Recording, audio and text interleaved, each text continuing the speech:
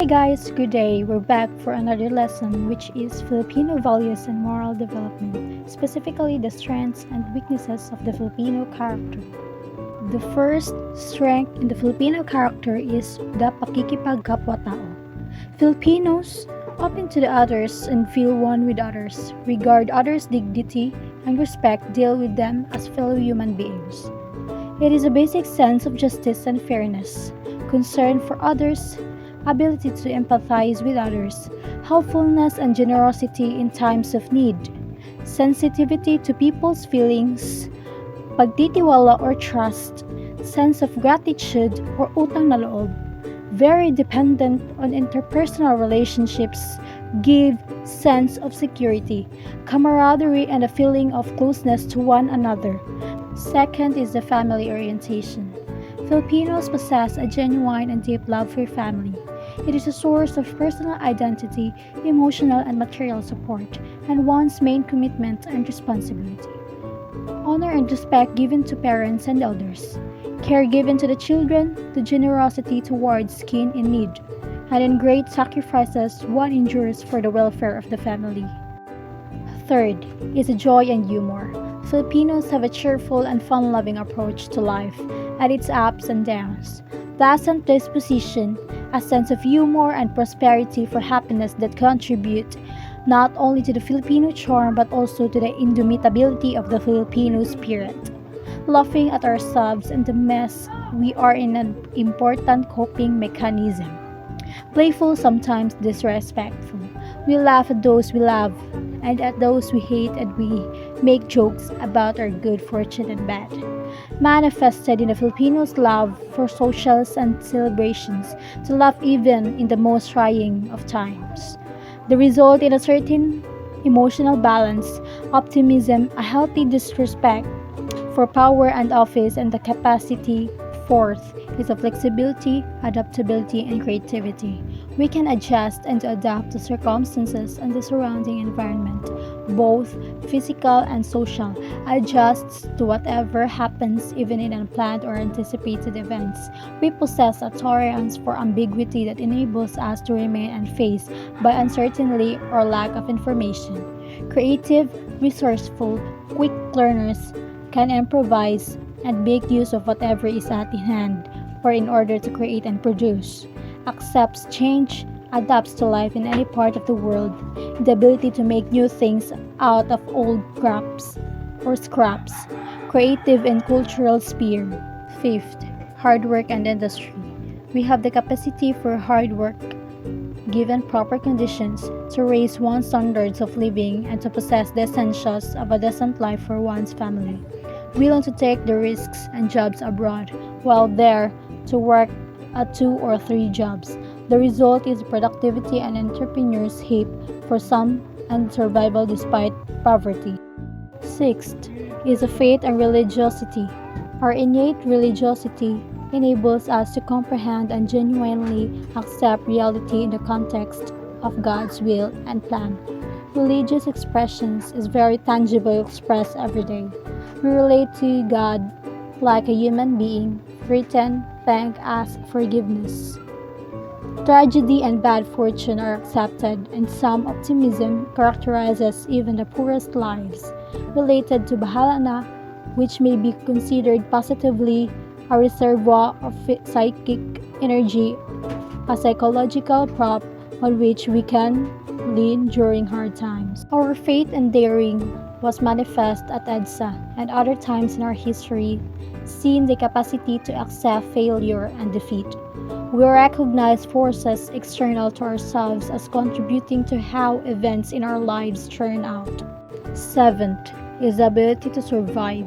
Filipinos have an ability to survive. Filipinos make do with what is available in the environment. Basic optimism, flexibility, and adaptability.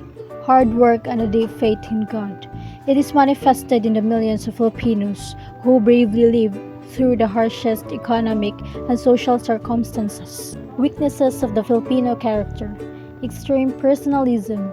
Filipinos view the world in terms of personal relationships. No separation between an objective task and emotional involvement. We tend to give personal interpretation.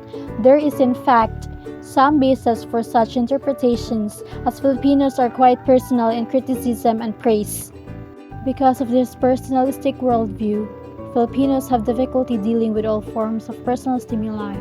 We tend to be uncomfortable with bureaucracy, with rules and regulations, and with standards procedures, all of which tend to be impersonal. We tend to ignore them or we ask for exceptions. Personal contacts are involved in any transaction, and these are difficult to turn down. Preference is usually given to family and friends in hiring, delivery of services, and even in voting. Extreme personalism thus leads to the graft and corruption evident in the Philippine society. Second is the extreme family centeredness. Excessive concern for the family creates an in-group to which the Filipino is firstly loyal, to the detriment of concern for the larger community or for the common good. Excessive concern for families manifests itself in the use of one's office and power as a means of promoting the interests of the family, factionalism, patronage, and political dynasties, and in the protection of erring family members. Family centeredness results to lack of concern for the common good and acts as a block to national consciousness. Third is a lack of discipline. The Filipinos' lack of discipline is manifest in a casual and relaxed attitude towards time and space, which manifests itself in a lack of precision and compulsiveness, in poor time management and procrastination. We are impatient and unable to delay gratification or reward, resulting in the use of shortcuts in skirting the rules, the palusot syndrome, and in foolhardiness. Our lack of discipline often results in inefficient and wasteful work systems, violations of rules, leading to more serious transgressions, and casual work ethic leading to carelessness and lack of flow-through. Fourth, the passivity and lack of initiative. Filipinos are generally passive and lacking in initiative. There is strong reliance on others, like leaders or government, to do things for us related to our need for a strong authority. Filipinos tend to be complacent, and there rarely is a sense of urgency about any problem. There is a high tolerance for inefficiency, poor service, and even violations of one's basic rights. In many ways, it can be said that Filipino is too patient and long-suffering, or matiisin, too easily resigned to one's fate. Filipinos are thus easily oppressed and exploited. Fifth is the colonial mentality. Filipinos have a colonial mentality which is made up of two dimensions. The first is a lack of patriotism or an active awareness, appreciation, and love of the Philippines. The second is an actual preference for things foreign. The result is cultural vagueness or weakness that makes Filipinos extraordinarily susceptible to the wholesale acceptance of modern mass culture, which is often Western.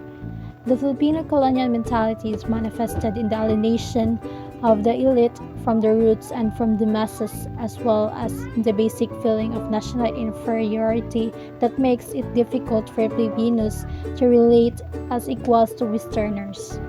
Sixth is the kanya-kanya syndrome. Filipinos have a selfish, self-serving attitude that generates a feeling of envy and competitiveness towards others, particularly one's peers who seem to have gained some status or prestige.